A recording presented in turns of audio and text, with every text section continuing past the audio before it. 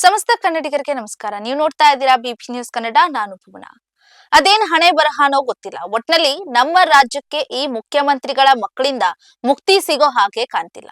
ಮಾಧ್ಯಮಗಳ ಮುಂದೆ ಪೆದ್ದು ಪೆದ್ದಾಗಿ ಮಾತಾಡಿ ಪದೇ ಪದೇ ಎಡವಟ್ಟು ಮಾಡ್ಕೊಳ್ಳೋ ಯತೀಂದ್ರ ಸಿದ್ದರಾಮಯ್ಯನವರ ಕಾರಣಕ್ಕೆ ಈಗ ಕಾಂಗ್ರೆಸ್ನ ಪ್ರಭಾವಿ ಹಾಗೂ ಹಿರಿಯ ಸಚಿವರಾದ ಕೆಜೆ ಜಾರ್ಜ್ ರಾಜೀನಾಮೆ ಕೊಡೋದಕ್ಕೆ ಮುಂದಾಗಿದ್ದಾರೆ ಅನ್ನೋ ಸುದ್ದಿಯೊಂದು ಬಂದಿದೆ. ಒಂದು ಮಾಹಿತಿಯ ಪ್ರಕಾರ ಇಬ್ರು ಸಿಎಂ ಸಿದ್ದರಾಮಯ್ಯನವರ ಕೈಗೆ ರಾಜೀನಾಮೆ ಪತ್ರ ಕೊಟ್ಟೇ ಬಿಟ್ಟಿದ್ದಾರೆ. ಇದೇ ಪರಿಸ್ಥಿತಿ ಈ ಹಿಂದೆ ಯಡಿಯೂರಪ್ಪ ಸಿಎಂ ಆಗಿದ್ದಾಗ ಕೂಡ ದೊಡ್ಡ ವಿವಾದಕ್ಕೆ ಕಾರಣವಾಗಿತ್ತು. ಆಗ ವಿಜೇಂದ್ರ ಎಲ್ಲಾ ಸಚಿವರ ಇಲಾಖೆಗಳಲ್ಲಿ ಮೂಗು ತೋರಿಸ್ತಾ ಇದ್ರು ಅನ್ನೋ ಅಸಮಾಧಾನ ಎಲ್ಲಾ ಸಚಿವರಲ್ಲೂ ಇತ್ತು. ಆಗ ಬಿಜೆಪಿಯ ಬಿಕ್ಕಟ್ಟಿಗೂ ಕೂಡ ಇದು ದೊಡ್ಡ ಮಟ್ಟದಲ್ಲಿ ಕಾರಣವಾಗಿತ್ತು. ಕೊನೆಗೆ ಇದೇ ಕಾರಣಕ್ಕೆ ಯಡಿಯೂರಪ್ಪ ಅವರು ಅಧಿಕಾರ ಕಳೆದುಕೊಂಡ್ರು ಅನ್ನೋ ಮಾತು ಕೂಡ ಕೇಳಿ ಬಂದಿತ್ತು. ಈಗ ಯತೀಂದ್ರ ಕೂಡ ಮಂತ್ರಿಗಳ ಇಲಾಖೆಯಲ್ಲಿ ಹಸ್ತಕ್ಷೇಪ ಮಾಡ್ತಿರೋದು ಅನೇಕ ಸಚಿವರ ಅಸಮಾಧಾನಕ್ಕೆ ಕಾರಣವಾಗ್ತಾ ಇದೆ. ಅದರಲ್ಲೂ ಇಂಧನ ಸಚಿವ ಕೆಜೆ ಜಾರ್ಜ್ ಬೇಸತ್ ಹೋಗಿ ಕೊನೆಗೆ ರಾಜೀನಾಮೆ ಕೊಡೋ ಹಂತಕ್ಕೆ ಹೋಗಿದ್ದಾರೆ ಅನ್ನೋ ಸುದ್ದಿ ಕೂಡ ಕೇಳಿ ಬರ್ತಾ ಇದೆ. ಇಂಧನ ಇಲಾಖೆಯಲ್ಲಿ ಅಧಿಕಾರಿಗಳ ವರ್ಗಾವಣೆಯಿಂದ ಹಿಡಿದು ಅನೇಕ ನಿರ್ಧಾರಗಳನ್ನ ಯತೀಂದ್ರ ತೆಗೆದುಕೊಳ್ತಿದ್ದಾರೆ ಅನ್ನೋದು ಜಾರ್ಜ್ ಅವರ ಬೇಸರಕ್ಕೆ ಕಾರಣವಾಗಿರೋದು. ಎಲ್ಲ ಅವರೇ ನೋಡ್ಕೊಳ್ಳೋದಾದ್ರೆ ನಾನಿರೋದ್ ಯಾಕೆ ಅಂತ ಜಾರ್ಜ್ ಅವರು ಸಿದ್ದರಾಮಯ್ಯನವರಿಗೆ ರಾಜೀನಾಮೆ ಪತ್ರವನ್ನ ಕೊಟ್ಟಿದ್ದಾರೆ ಅನ್ನೋ ಮಾಹಿತಿ ಹೊರಬಿದ್ದಿದೆ.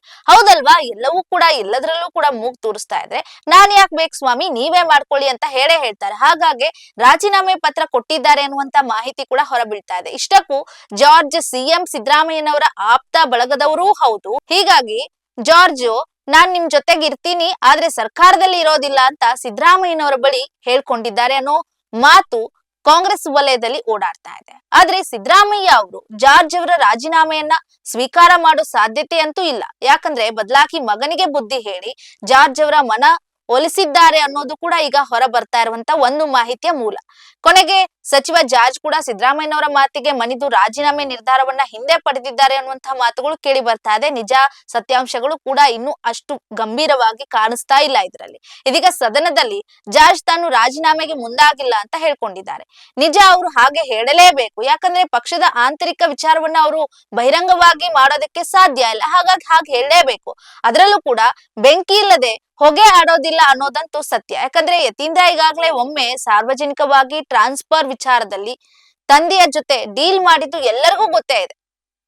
ಒಟ್ಟಾರೆಯಾಗಿ ಅಪ್ಪ ಎಷ್ಟು ದಿನ ಅಧಿಕಾರದಲ್ಲಿರ್ತಾರೋ ಗೊತ್ತಿಲ್ಲ, ಅಷ್ಟರಲ್ಲಿ ಏನೇನ್ ಸಾಧ್ಯವೋ ಎಲ್ಲಾ ಮಾಡ್ಕೊಂಡ್ ಬಿಡೋಣ ಅಂತ ಹೇಳಿ ಯತೀಂದ್ರ ಅವರು ನಿರ್ಧಾರ ಮಾಡಿದ್ದಾರೇನೋ ಅಂತ ಮಾತು ಒಂದು ಕಡೆ ಹಾಗೆ ಇರಬಹುದು ಅಂತ ಕೂಡ ಅನಿಸ್ತದೆ.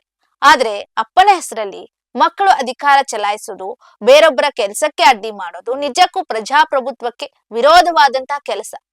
ಯಾವಾಗಲೂ ಸಂವಿಧಾನ ಪ್ರಜಾಪ್ರಭುತ್ವ ಅಂತ ಮಾತನಾಡುವಂತ ಸಿದ್ದರಾಮಯ್ಯ ಅವರ ಮಗನ ಈ ಆಟೋಪಚಾರಕ್ಕೆ ಸ್ವಲ್ಪ ಬ್ರೇಕ್ ಹಾಕಿದ್ರೆ ಒಳ್ಳೇದು ಅನ್ಸುತ್ತೆ. ಕೆಜೆ ಜಾರ್ಜ್ ಅವರು ರಾಜೀನಾಮೆ ಕೊಡುವಂತ ಪ್ರಸಂಗ ಬರುತ್ತೆ ಅಂತಂದ್ರೆ ಇಂತ ಎಷ್ಟು ಕೆಟ್ಟ ಬೆಳವಣಿಗೆ ಇದು ಅಂತ ಹೇಳಿ ಒಂದು ಉದಾಹರಣೆ ಅಂತ ಕೂಡ ಇಲ್ಲಿ ಗೊತ್ತಾಗ್ತಾ ಇದೆ ನೋಡೋದಕ್ಕೆ. ಆ ರೀತಿಯಾಗಿ ಆಡಳಿತವನ್ನ ಮಾಡ್ತಾ ಇದ್ದಾರೆ ಅನ್ನೋದು ಕೂಡ ಮೇಲ್ನೋಟಕ್ಕೆ ಕಾಣಿಸ್ತಾ ಇದೆ. ಇದಾಗಿತ್ತು ಇವತ್ತಿನ ಕರೆಂಟ್ ಕಂಟೆಂಟ್. ಸಮಗ್ರ ಸುದ್ದಿಗಳಿಗಾಗಿ ಸದಾ ಗಮನಿಸಿ ಬಿಪಿ ನ್ಯೂಸ್ ಕನ್ನಡ. ಇದು ಕನ್ನಡಿಗರ ಪ್ರತಿಧ್ವನಿ.